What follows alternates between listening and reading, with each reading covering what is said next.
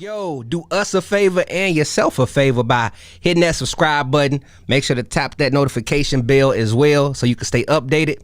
Now let's get to the video. We got our player partner in the building, man. We got R3tro. How you doing, bro? What's the word, fellas? I'm doing cool. swell. I'm cool. This mic swell. feels so fucking tall, though. Is it always? I feel like this bitch covering That's what my I did whole when I face. came in here. I'm like, damn, they not showing love to the short niggas right It now. might be a chill. You might have to raise For your real, chill. I'm so like, little lump. It's all good. But how you feeling, bro? Man, I'm copacetic, man. You know, I'm just really blessed, bro. Really blessed to be thriving right now. Blessed to be alive, blessed to be able to work, you know, just really fortunate and blessed, man. How about you? I'm cool, bro. It's been a minute since we've been on the mic together. You know what I'm talking about, man? Facts. We was in there, for those who don't know, man, we was in the lobby running it down with the Point Proven pod, man. The Point Proven, I swear, bro. Good times. For sure, Good times. For sure, man. But we gonna go ahead and jump right in, bro. Let the people know a little bit about yourself and how you get into. We got a few talents to cover within yourself. So how did you get your first start in? What was your first talent? I'm gonna just start that. What was your first talent you was in? Well, first off, I'm R3tro. For sure. A lot of people call me Wretch for short. But my very first talent growing up, man, I was really big into the music scene. I used to have all the Michael Jackson tapes, VHS, watching them joints as a kid, impersonating, acting as if I'm on stage, and that even carried over to me doing like talent shows in Dalton and Calumet City, where I'm from originally, impersonating Michael Jackson and Black History programs. So that was like my first taste of like, oh, okay, like this makes me feel a very, very good, or it gives me a positive feeling when I get that feedback. So that then carried over into the hip hop era once I got around, 8, 9 years old. Just seeing like black excellence, and even that, I was always watching cinema, black cinema specifically, coupled with, the entertainment on the music tip. So seeing Martin, Jamie Foxx, all of these predecessors prior to me really gave me the ambition to like channel that. And I would even be in school and be like having those characters within me. So I'm doing that stuff to my friends, acting as if I'm those kind of people in school. And, I would get a good feedback, good response. So I had a nice character build up all growing up. So all of that kind of like shaped me into being into the arts and media and entertainment, music and comedy and acting specifically. For sure. So you had a feel for the stage early. Way early. That's what's up, bro. Way early. You feel me? How many times you get in trouble coming to school acting like the people you seen on TV? So that's a good point. So I never really got in trouble, yo. You want to know why? Teachers rock with you?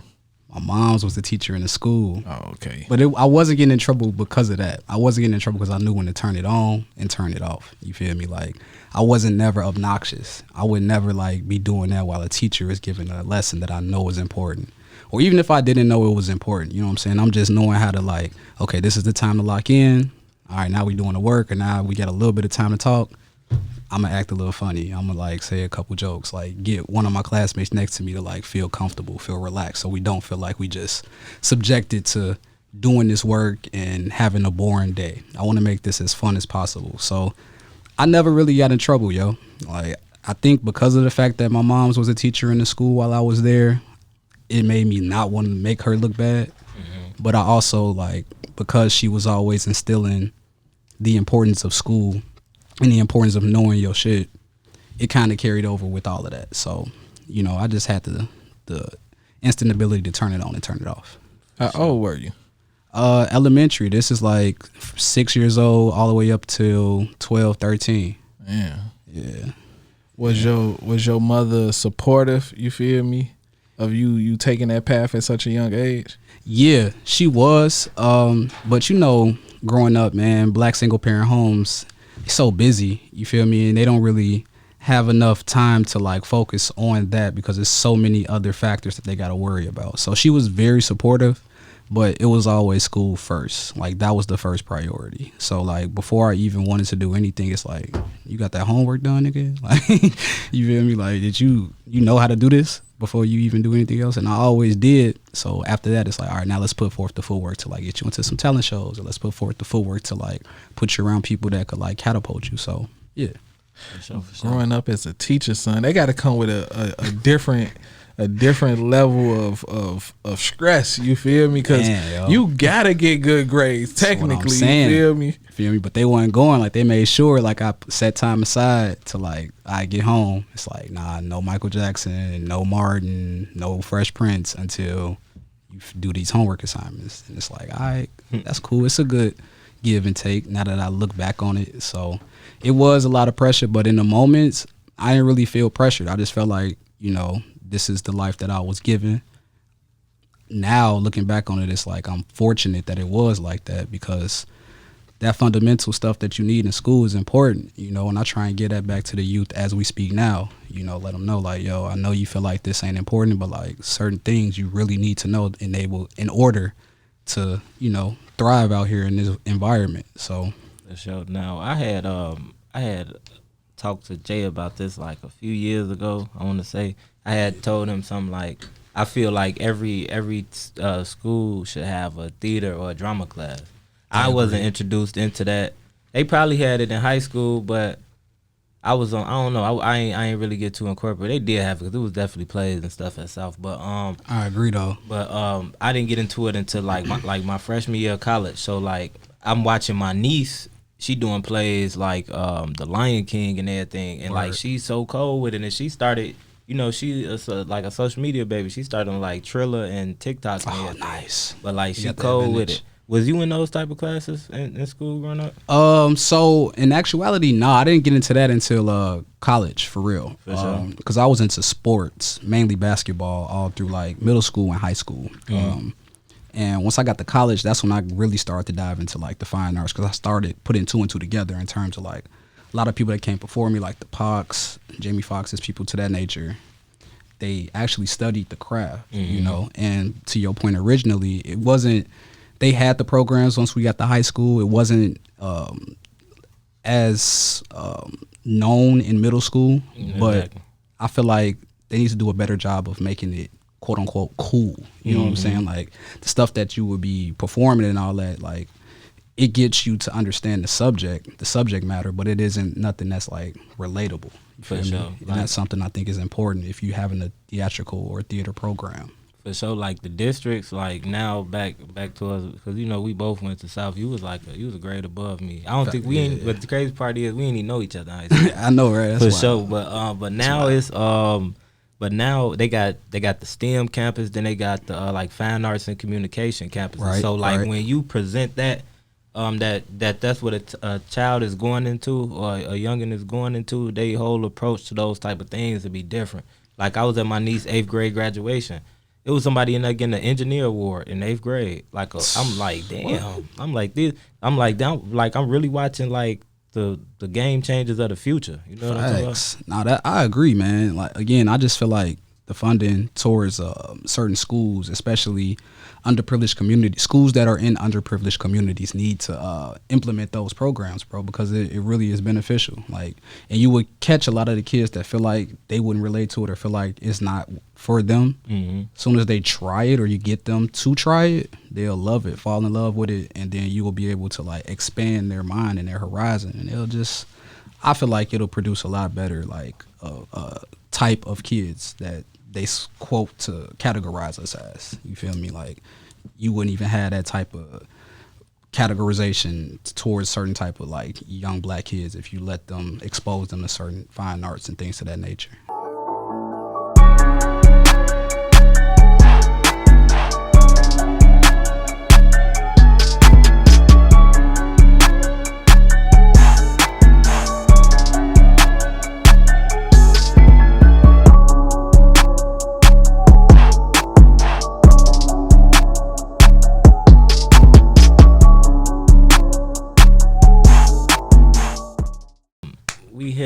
We hit on how you got into the theatrics and everything like that, and sure, you know what I'm sure. saying, at a young age. But you also stumbled across music at a young age as well, and you hinted on it a little bit. But how did you get into your dive with music?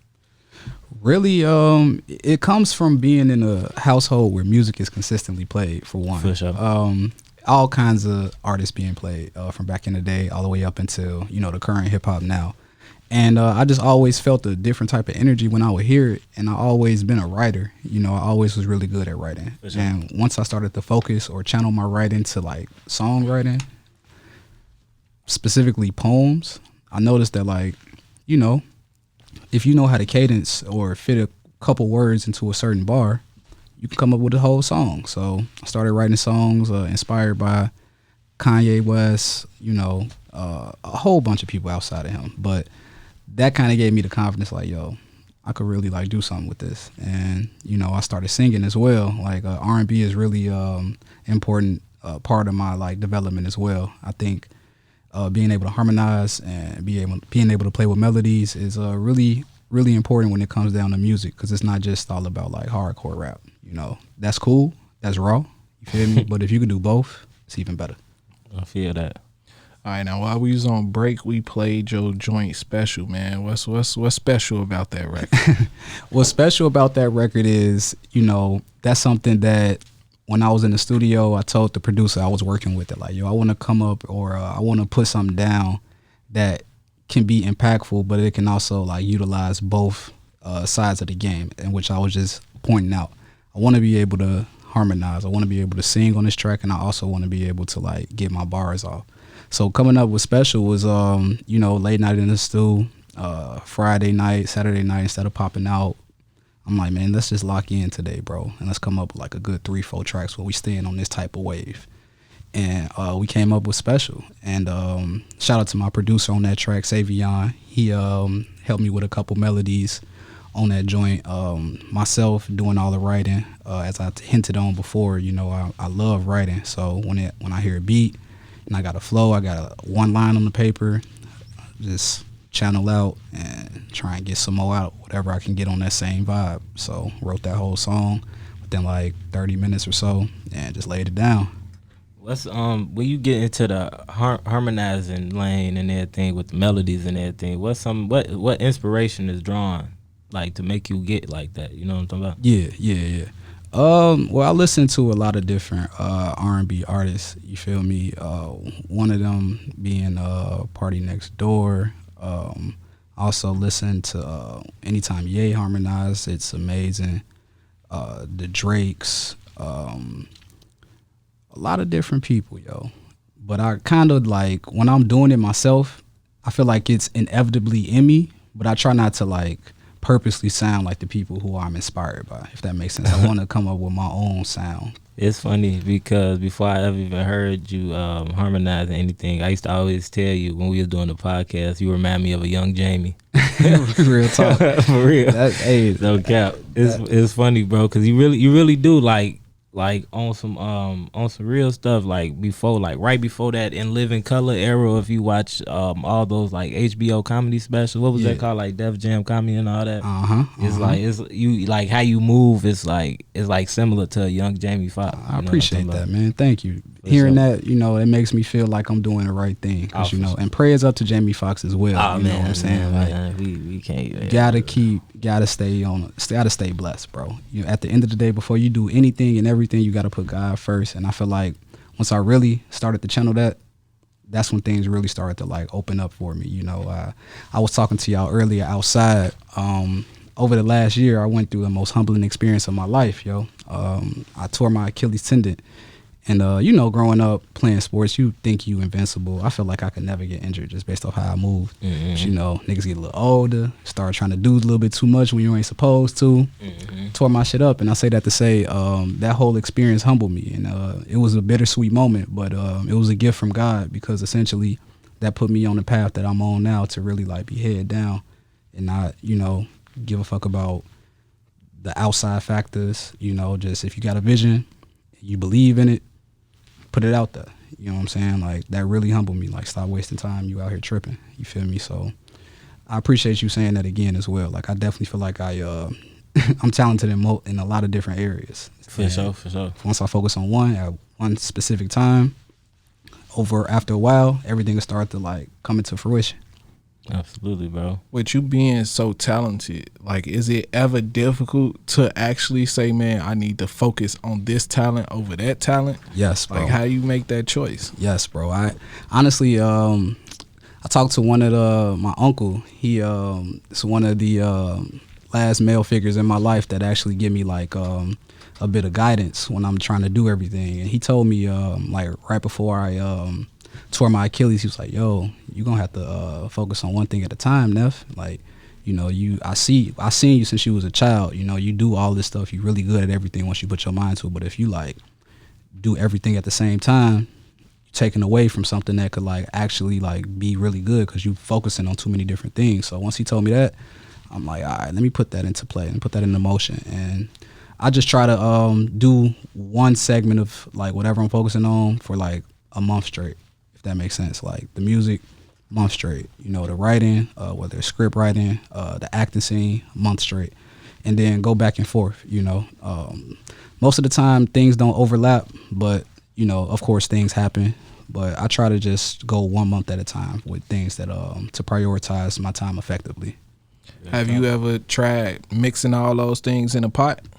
So yeah, I was talking to Nuke about this outside the pod or outside the live. With my music videos for my album, I incorporate acting into it. So, you know, I mix two different little Jones into one. Showcase my acting as well as showcase my music ability while I'm making my music videos. So it's not just a regular music video, it's more so like it's a storyline to it. Mm-hmm. It all coincides with one another. And in order to know what's going on in the story, you gotta watch the video. And you're getting 2 eggs in one basket, you feel me? You're getting, oh, this guy can like really rap, he can sing, and oh, this guy also know how to act, you know what I'm saying? He putting on the story right now. So I rock with that. For sure.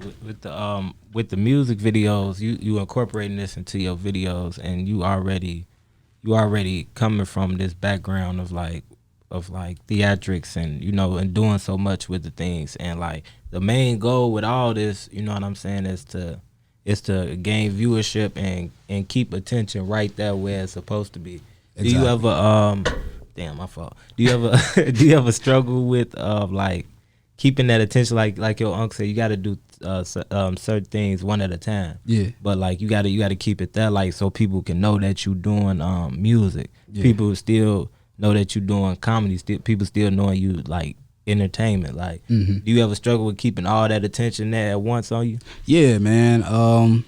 I struggle with honestly utilizing these apps, Instagram and Twitter and all that. Like, you know what I'm saying? Like trying to confide all that into one specific moment, you know, people attention spans is really short. So the way I tried to tackle it was like I was hinting on earlier, is like break down 2 eggs in one basket, essentially. Like put the music with the acting, and put the comedy with the acting, like put all of that into, you know, a certain thing. So when somebody see it, they like, oh, this guy, he could really, like, he funny. But it's like, oh wait, he rapping. Like, okay, I get it. And it kind of like gravitates more attention towards me when I do it that way. Real talk. Like I be noticing just for my own self doing a lot of things at once. It could be somebody who's strictly tuning in to what I got going on for radio. But the whole time I'm don't get me wrong, I'm on radio, but I'm doing some whole other shit right. Yeah. But it's hard to translate their attention. Like maybe they can be a potential customer or a potential reader off my writing, but it's hard to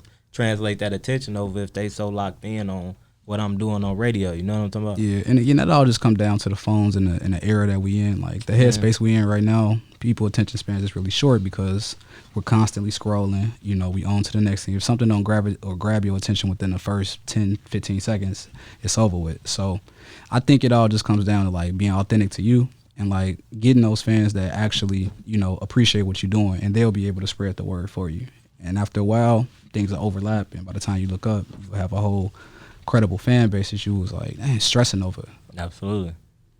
Is it difficult to, like, I would say, well, not difficult, but what has been like the hardest part of your journey, you feel me, as far as being extremely talented and literally having to choose between your talents? The hardest part is gathering a team, yo. Trying to like get everybody on the same page to see what you got, like your vision, could be challenging at times, especially like you're saying, if I like got multi-talent. So if I'm trying to shoot a video and I'm like, yo, I need like one like guest star in the video to give out the vision effectively, trying to get one person and scheduling, that could be pretty difficult at a time. So I think just trying to get people all on the same page to like see what I see can be challenging at times, but I don't let that stop me. You know, I feel like that's all a part of the game. Like this whole life thing is essentially a big game, and if you play it the right way, you'll come out on top at the end, but you can't just give up. You feel me? And that's my biggest thing right now. Real talk. What's the ideal team for you? Like for everything that you do. Ideal team. I need a solid management team. I need a solid videography team, and I need a solid core group of homies that I could call like, yo, trying to be in this little like 2-minute, you know what I'm saying, music video, or trying to be in this 2-minute little skit, and we could run it up. You know, we could talk about splits, factor that out, and we can get to it. So that's my ideal dream team, so to say. Ill Sound Radio is a premier destination for cutting-edge music and engaging conversation. We focus on showcasing local talent and emerging artists, entrepreneurs, and much more. So tune in every Sunday from 12 p.m. to 2 p.m. for a mix of electrifying music, thought-provoking interviews, and engaging commentary that will keep you entertained and informed. So get ready to experience the best of both worlds in music and talk with Ill Sound Radio, only on iLLANOiZE Radio. Check it back in with our guest Josh R3tro. How y'all like that easy to work though? For sure, We man. was talking that talk, cause man, these women, boy. Hey, be careful now. You know I get. I'm all for an independent woman. You feel me? Just don't try to make me bad while I'm feeling independent. You know what I'm saying? For sure. But man, that definitely was spinning, bro. Have you ever seen a nurse wear Yeezys to work? All the time. My nurse that was taking care of me when I tore my Achilles up had on Yeezys. Hey, is that where you thought of the track at? I ain't think of it. I probably carried it over though. I'm like, yeah, yo, what you know about Oh God, that was kind of when he was wilding though, so I was kind of hesitant to talk about it. Like, but she's still rocking with him, so I rock with her. Okay. No, for real. But hey, we got the album. You say in retrospect? Yeah. So the album title is in retrospect. Projected to drop at the end of June. You know, I got a collection of songs I've been making over the last year. Total of 9 tracks. And I just think in retrospect, best fits what I've been going through. It utilizes my name as well. You know, everybody since they know me growing up, I always been retro. I never like switched up my name. Everybody know me as that, not just cause, you know, I stay with a fresh pair, but also just cause I got an old school mentality, man. Like I was telling y'all earlier, what inspired me, like the Martins, the Will Smiths, the Jamie Foxxes, all of those characters growing up. I feel like that was all a part of my like my exposure, my embodiment to like my people. You know what I'm saying? I always was like the crowd pleaser, trying to resolve things the positive way and also bring a comedic feel to it. So, you know, retro always has been me. It's never gonna change. And yeah, man, I'm here to let everybody know like it's still room for good guys out here, you know? Like you ain't gotta be something that you're not just to prove somebody that really don't give a fuck. Just be yourself. Fucking facts. For real. Emphasis on the somebody who don't give a fuck. Cause you would be all this to somebody and they don't give no fuck. Like what you doing all that for? You might as well save some time and just be yourself. Yeah, and I mean again, it's all a part of our culture, man. Like I ain't looking at nobody different. I ain't judging nobody, you know, but we all got trauma. You feel me? Dating back to shit that's way before us. But it's up to us like now and going forward to, you know, address it. Let it be known that's what it is and find a better way to resolve conflicts. You know what I'm saying? Like right now, a lot of shit right now that we doing is senseless. You feel me? And again, I ain't judging niggas, nor am I looking at you differently. I just want you to realize like the effect that you have on other people based on the decisions that you make impulsively. You know what I'm saying? Like need to hear that. It's real out here, and I just want motherfuckers to realize like just know when to turn it on and turn it off. Like you ain't got to do the most. You know, you can still get your point across without having to kill a motherfucker. You know what I'm saying? I remember I went to alternative school for like a week in 5th grade due to a fight I got on the bus stop. Yeah. And like that's where I first learned conflict resolution. Yeah. You know what and that's when I first learned. It was Pass and Harvey. Shout out to Pass. That was amazing. That was amazing alternative school. They really set us down, and me and the dude stayed across the street from me. You know what I'm talking about? That was my homie. It was just we didn't know how to resolve that weak ass issue we had as kids. Exactly. But after that, everything was gravy, and like these are like steps that's needed. Of course, we shouldn't have to go to alternative school for it, but like maybe if you know how to resolve your issues or resolve certain things, you know what I'm saying? Yeah. You will handle things better. You have a completely different outlook on how you look at shit. You know? Completely agree, man. I completely agree. And just like the people that came before us, man, I was a big Pac fan, humongous Biggie fan.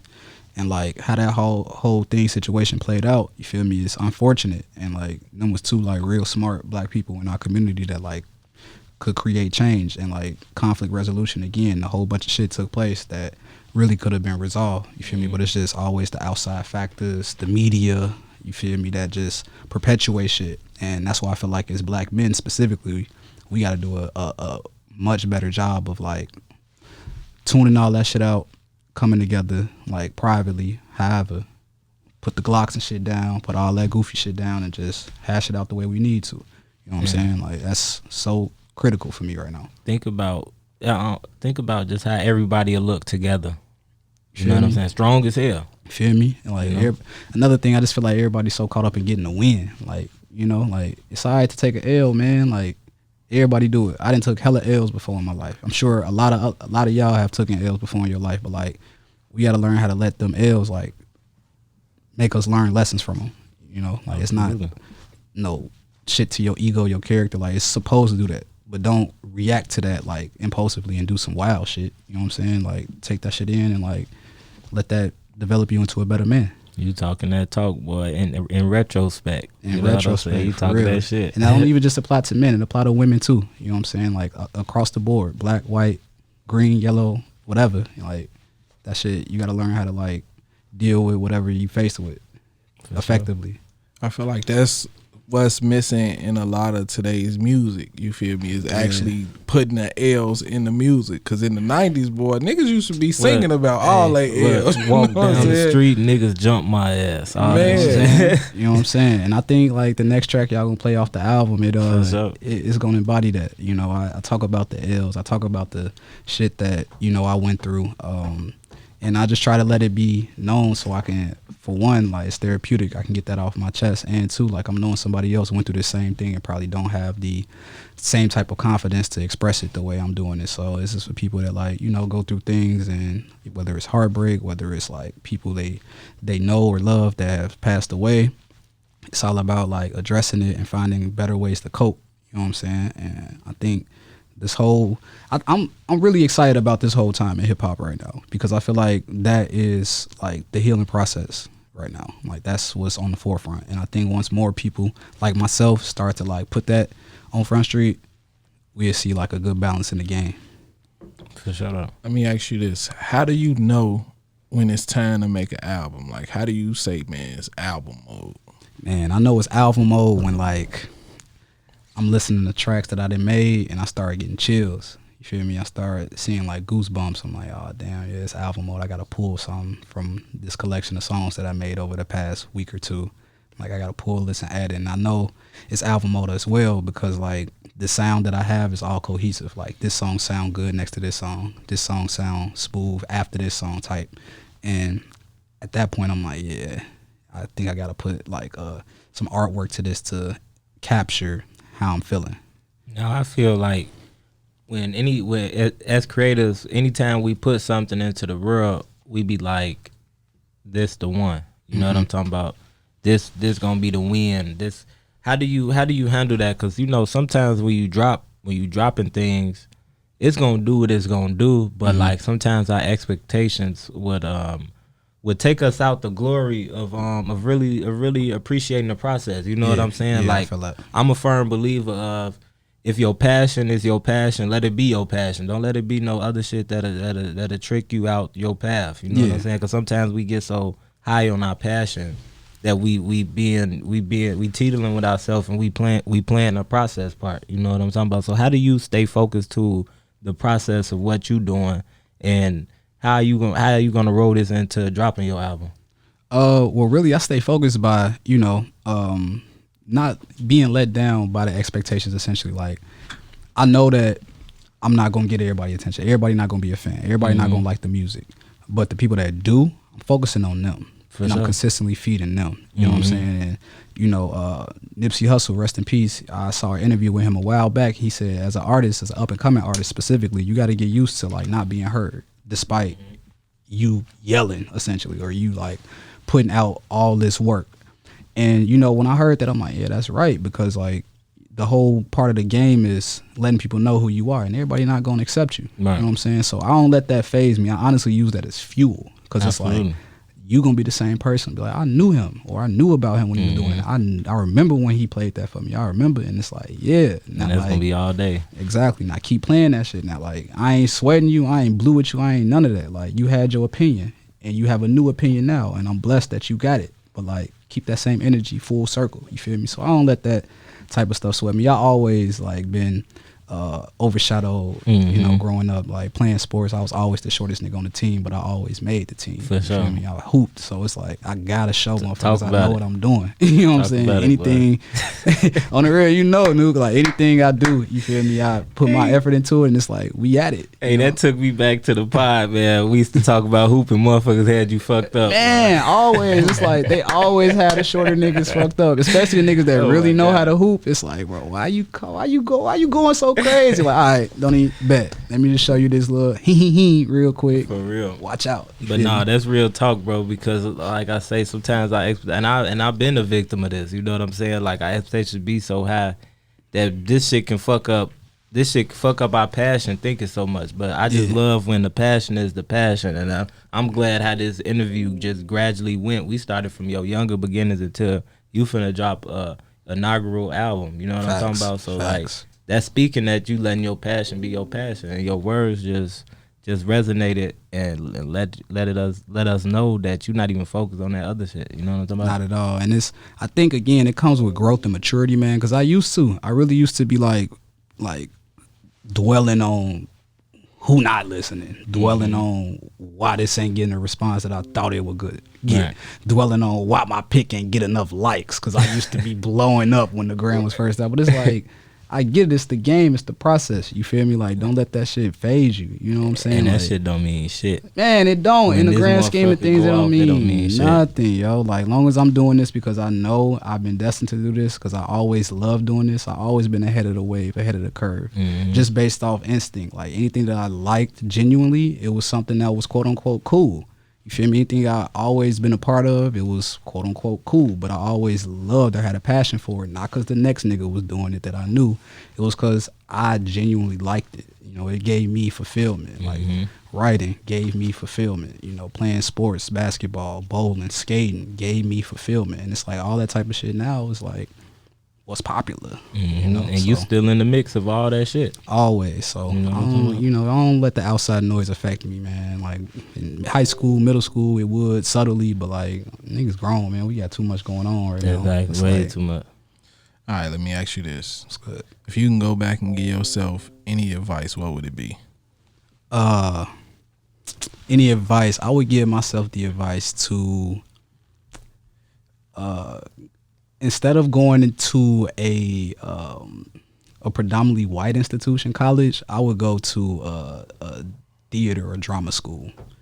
Because I went to a regular school in Southern Illinois. For sure. And, we had our black population, which was thriving. Like, I love the fact that it was there. It wasn't an HBCU, but they gave you a lot of support. But I felt like I would have thrived more in like a drama or performing arts school, because that's like my passion, instead of like, what's you're supposed to do, the stereotypical go to college, be a doctor, teacher, lawyer, engineer type. And even though I adjusted and did that, I just think like I would have been a lot more focused a lot earlier in my early 20s if I would have did it like that. Because now I'm in my mid 20s, and it's like, I don't want to say I'm playing catch up, because in the grand scheme of life, you still really young. But I think I would have like got out of school and already been in that scene, been in that environment, been in that space to really have a lot of momentum. All right, before we get out of here, tell the people how they can get in tune with you, stay in tune with you, find everything you got going on. Man, get in tune with your boy Retch, bro. Follow me on Instagram, Josh R3tro. That's JOSHR3TRO, the number 3. And you can follow me on Twitter _Hustle Russell. I don't even really be on Twitter like that. You feel me? Like, I post all of my what I'm doing, open mics, the videos, all that on my Instagram. And also follow me on YouTube, Josh R3tro, JOSHRETRO. Yes, sir. All right, Jimmy, talk to the people. Yes, sir. Hey, shout out, man. Shout out, I guess, Josh R3tro, man. This was a fun interview, bro. Appreciate y'all for having me, man. I For thank sure. y'all for the opportunity again. Like, stream me up, Apple Music, Spotify, all the DSPs. I'm there. You know, y'all gonna hear about the album rolling out in retrospect the end of June. And we got more visuals coming, so just tag along. I'll let y'all know where I'm performing at as well. Yes, sir. Hey, get in tune with everything Rich got going on, man. I knew you, bro, for just about like north of like 3 years now. You know what I'm saying? But For sure. like I was telling my girl, I'm like, it's certain people that come in your life make you feel like you know them for a minute. You know what I'm saying? Because you always had a progressive talk like about yourself, bro, and you was always a progressive dude, and you ain't never really sat stagnant. It's since I know you. You know what I'm talking about? It's 100 to hit, man. Like, just gotta stay consistent, bro. For sure. Consistently level up. That's my biggest thing, yo. So I appreciate that. I appreciate y'all, and I can say the same about yourself, man. Like, For sure, bro. Illinois, this shit hot. For So sure, I had appreciate to it, bro. like come here and let y'all know, like, hey, I want to be a part of this. You feel me? For sure, bro. Hey, man, doors open to you, brother. You know what I'm saying? You definitely locked, bro. You know what I'm talking about? And you helped us a lot with early on with pod. And you know what I'm saying? That shoot. I'm trying to sit and think. Was I on the pod before my radio show started? I want to say I was. You know what I'm saying? So that pod helped a lot. You know what I'm saying? That helped me get back in. You know, and all four of us. You know that was regular conversation some days, but like in the grand scheme, that shit sharpened a knife. You know what I'm saying? Definitely did. Gratitude. The dynamics we had was untouchable. You feel me? Like, had 4 different kinds of like perspectives. That shit was needed. Yeah. So, shoot, hats off to you, bro. You in a very triumphant stage of your life. You know what I'm saying? Everything that you overcoming, bro, it count for something. It wouldn't roll like this if it don't count for nothing. You know what I'm talking about? On the real, it's much love, man. Album release party coming soon. I'll let y'all know. What it is. For sure, keep us plugged in, bro. Make sure y'all follow Wretch, man. Get in tune with everything. Apple Music, Spotify, YouTube, all that good stuff. Hey, June 9th, man. June 9th at Sub T. We got 95. I keep getting this car wrong, bro. What car is this? 95 Civic. Yeah, 95 Civic Tour. I be getting it mixed up. We got 95 Civic Tour, man. We got Dende in the building. We got Morgan Gold. We got KO. And we got Tonight, man. This going down Sub T. iLLANOiZE presents 95 Civic Tour. Go get them tickets, man, on the website. Yes, sir. Yes, sir. Follow me, Groove Nuke, GROOVNUKE. Follow Ill Sound Radio, ILLSOUND Radio. And Jay, what you got to say to him? Man, salute to you, bro. You feel me, brother? Is just to hear you speak, you know what I'm saying? It was powerful, you know, because a lot of I would say black men these days, like, we are misguided, and we misguided a lot through the music. You know what I'm saying? So to hear you consciously making an effort to put real shit in your music that's not sending people off is a breath of fresh air, and I feel like we need more of that shit. You know what I'm saying? A lot of people don't stand on who they are, and you spoke in this interview, you know, and that's one of the traumas of us growing up, trying to fit in, you know what I'm saying? Yeah. Shout out to our mothers, because they always be like, that ain't your friend, you know what I'm saying? Tight. And getting older, you realize that these people not your friend. For sure. And it's just so much easier to just be yourself, you know? Yeah, It take a lot of energy to be out here faking some shit. Yeah, Facts, you ain't facts. got to be accepted by all these people, man. Like, you feel me? It's growing pains, it's trauma, like we saying, but like at the end of the day, yo, a lot of this shit is not worth it. And you feel me? My biggest message is just to the youth right now, just to like, yo, leave that senseless shit alone, man. Focus on something that you genuinely love, you know? Like, if you don't know it, this is the perfect opportunity to find it, you know? Like, and I don't mean like love like some shallow shit. Like, you got to find something that's actually like meaningful, you know what I'm saying? And you can only find that through either like getting in tune with God or aligning yourself with like positive figures, you know? So I appreciate that, man. Thanks. For sure. And to quote Nipsey Hussle, man, he say, we was raised wrong, but we stayed strong. You feel me? And coming up, how we came up, no matter how good or bad, you know what I'm saying, it's on us to each one teach one, you know what I'm saying, and pay it forward at the same time. So once again, man, I salute you, everything you got going on. Wish you nothing but the best, bro. Gratitude. And also, man, save that money, yo. Like, God. You get your money, man. Say that shit. I don't care how you get it. Get it the right way. Get it legally. Don't get too wild with it. But hey, say that shit, man. It's gonna save you for sure.